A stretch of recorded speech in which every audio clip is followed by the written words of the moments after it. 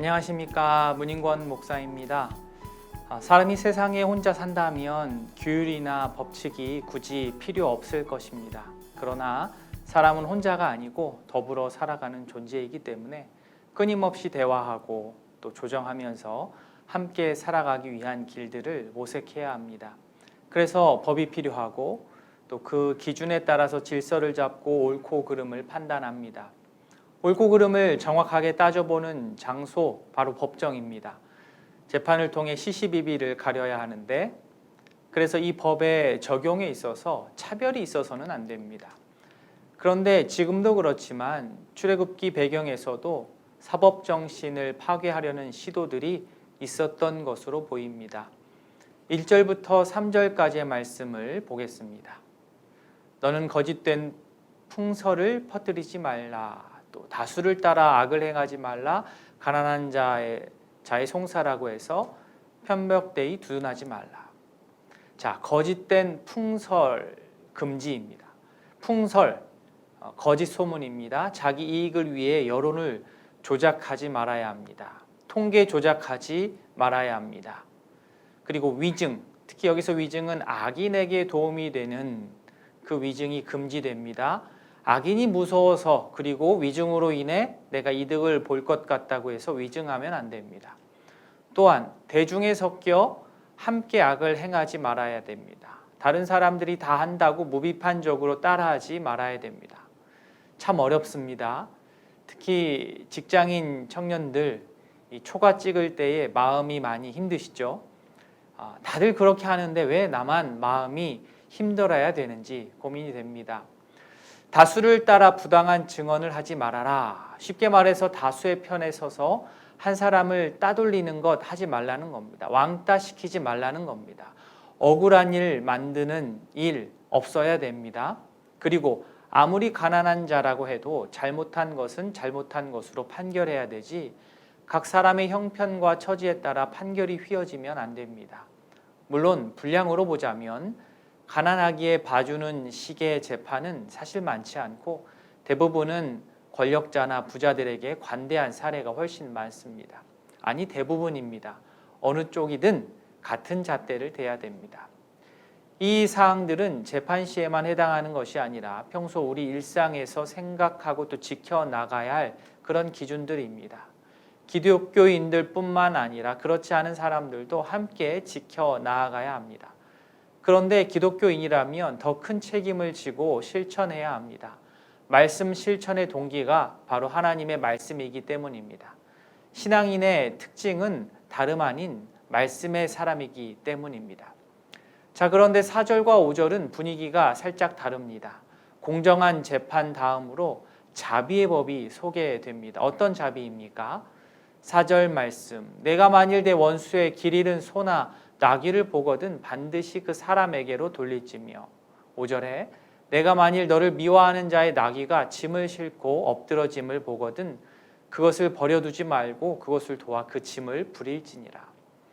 소나 나귀가 밖에서 주인의 통제 없이 다니면 빨리 주인을 찾아 주어야 합니다. 그런데 문제는 이 소와 나귀가 원수의 것이라는 사실입니다. 나를 힘들게 한 그 사람의 소유. 그러면 당장 드는 생각이 이참에 골탕을 좀 먹여야겠다는 마음이 들 수 있습니다. 아니 보통은 다 그렇습니다. 그러나 그렇게 해서는 안 됩니다. 이 당시에 소나 나귀는 지금의 애완동물 수준이 아니라 그들에게는 생존과 직결된 중요한 존재였기 때문입니다. 아무리 원수라고 해도 그의 목숨을 위태롭게 할 것은 아니지 않습니까? 나중에 원수로부터 따로 사과를 받던지 하더라도 원수의 소나 나귀는 일단 주인의 품에 돌아갈 수 있도록 돌려주어야 합니다. 나에게 정말 못되게 하는 사람 차가 고장나서 길가에 위험하게 서 있습니다. 그러면 어떻게 하시겠습니까? 아이고 꽃이다 하면서 지켜만 보고 있으면 안 됩니다. 도와주어야 합니다. 5절이 그 내용입니다. 아무리 원수라고 해도 원수의 짐승이 쓰러져 짐이 쏟아졌다면 가서 정리해 주어야 합니다. 쉽지 않겠지만 말씀을 기억하면서 우리가 실천하면 좋겠습니다. 6절부터는 다시 공정함에 대한 말씀입니다. 6절 또 7절 말씀 이렇습니다.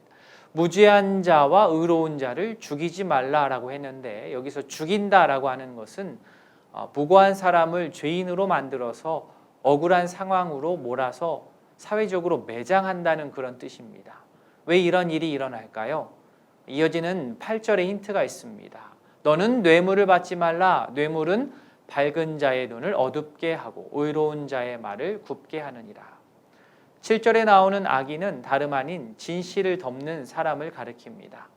뇌물은 8절 말씀처럼 밝은 자의 눈을 어둡게 하고 의로운 자의 말을 굽게 하는 힘이 있습니다.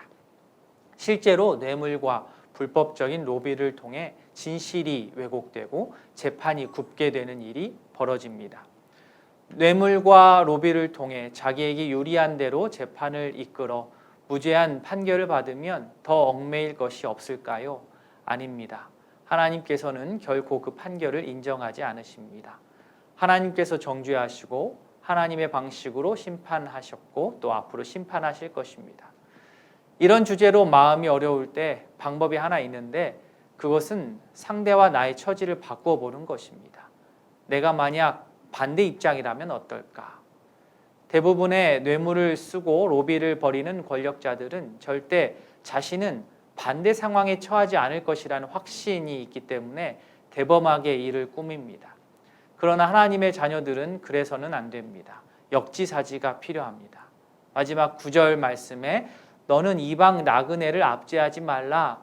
너희가 애굽 땅에서 나그네 되었은즉 나그네의 사정을 아느니라.